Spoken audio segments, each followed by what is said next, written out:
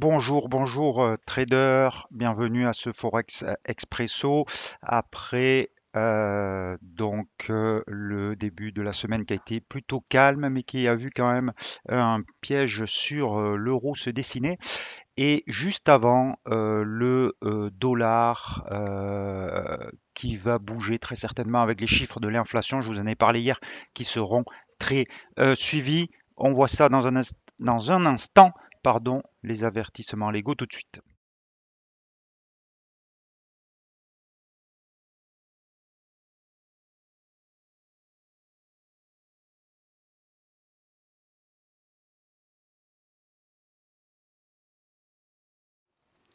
Alors, hier, on avait vu que j'avais mis plutôt un avis baissier sur l'euro et que cet avis baissier sur l'euro était surtout dû pour rentrer en position à une condition qui était un rebond de l'euro. Alors, ce rebond, il a eu lieu. On va voir les trois devises dont j'avais parlé, l'euro-yen, l'euro-dollar et l'euro-sterling.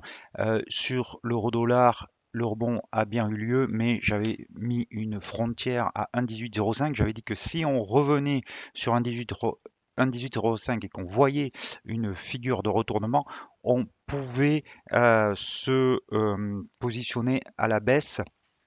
Alors, malheureusement, vous voyez, les 1,1805 ont été percés tout de suite et donc il n'y a pas eu cette figure de retournement à son contact, puisqu'une fois qu'une résistance est cassée, c'est terminé. Par contre, plus intéressant, l'euro-livre.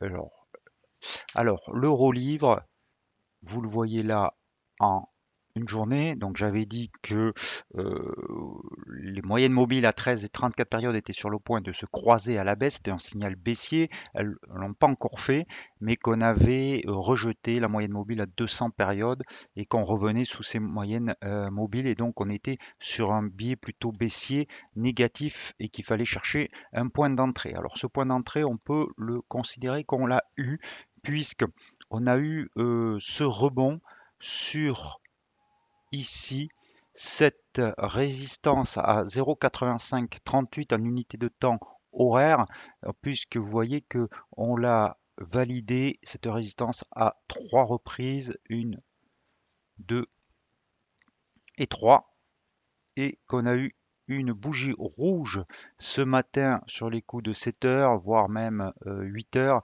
Et donc, il n'est pas idiot d'être en position short sur cette paire de devises, avec un stop par contre maintenant qui est facile à placer puisqu'il est juste au-dessus de 0,8538.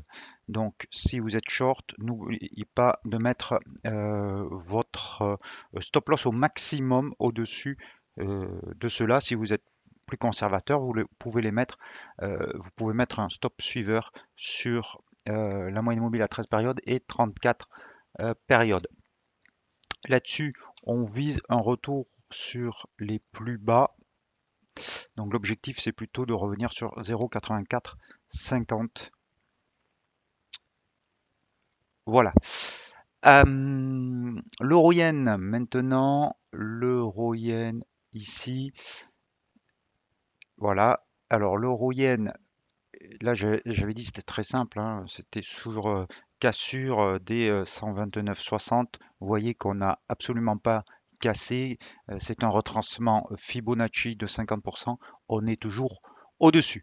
Voilà pour les avis d'hier. Donc Eurodollar, vous n'êtes pas short normalement puisqu'on n'a pas eu le retournement attendu et vous pouvez l'être sur l'euro livre. Et donc, on va passer maintenant au dollar.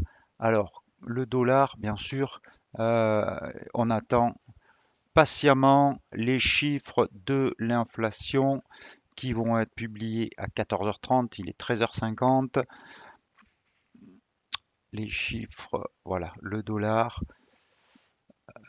ici. Donc, vous voyez parfaitement que la séance d'hier a été flat et que la séance asiatique et le début en Europe ont aussi été complètement flat. On va aller voir la faiblesse du dollar australien parce que ce matin, euh, on a quand même des signaux sur le dollar australien qui sont plutôt négatifs. Alors, on est sous une oblique baissière sur le dollar australien qu'on a touché à plusieurs reprises, une fois, deux fois, trois fois, et on a cassé ce matin une petite résistance, un petit support, pardon, sur l'horizon de temps 1 heure, vous voyez, qui avait servi de support à plusieurs reprises, ici, même ici, ici, si la flèche veut bien suivre, ici et ici. Donc, euh, on a eu un petit rebond, mais qui s'est limité à la moyenne mobile 13 période qui est baissière, et on repart à la baisse. Donc pour moi, il y a une possibilité d'être short aussi, Australie, dollar, donc contre dollar américain. Alors bien sûr, soit vous l'avez vu, ce support cassé, et vous êtes en position. Dans ce cas-là, il faut viser un retour sur 0,7285 de mémoire, voilà, qui est un précédent support dans un premier temps. Soit vous l'êtes pas, et dans ce cas-là, il vaut mieux attendre les chiffres de l'inflation, quitte à voir le train partir tout seul, mais se mettre en position vendeuse maintenant, avant les chiffres, c'est un petit peu dangereux. De la même façon, on a la configuration symétrique sur l'euro contre dollar australien. Ici, vous allez voir, voilà, donc horizon de temps supérieur le quotidien. Vous voyez ici qu'il y avait un support à 1,59 qui a parfaitement joué son rôle une fois, deux fois, trois fois. Ça a engendré un rebond de l'euro contre dollar. Et aujourd'hui, on a une séance très haussière et qui casse un, une résistance sur l'horizon de temps inférieur, et donc qui est tout à fait valable pour voir un rebond. Donc là, cette paire de devises n'est pas concernée, en tout cas directement, par les chiffres d'inflation américains. Donc, on peut très bien être long sur cette paire et viser 1,6196. Le stop se place, à mon avis, sous la moyenne mobile à 34 périodes, c'est-à-dire sous les 1,6060. On verra ce que ça donne, mais l'idée générale, c'est quand même la faiblesse du dollar australien ce matin, et donc que ça soit contre dollar américain ou contre euro, il y a une possibilité de trade là-dessus. Les devises, alors on va voir, puisqu'on est aux antipodes, on va rester aux antipodes avec un peu plus loin la Nouvelle-Zélande. La Nouvelle-Zélande, donc le kiwi, il est coincé sous une oblique baissière et au-dessus de la moyenne mobile à 13 périodes. Vous voyez ces figures d'hésitation, et au-dessus d'un support à 0,7089. Donc là, il vaut mieux attendre la cassure de l'oblique baissière avant de se positionner. Si vous voulez jouer la baisse, il vaut mieux jouer l'Australie que la Nouvelle-Zélande, le kiwi étant plus fort que la devise australienne. Les devises contre livres. Alors le câble là aussi, il est coincé entre une résistance à 1,3890 et une oblique haussière. Peut-être que la publication des chiffres de l'inflation vont permettre au câble de sortir soit par le bas, soit par le haut, mais en tout cas, en attendant, il vaut mieux attendre de voir ce qui va se passer.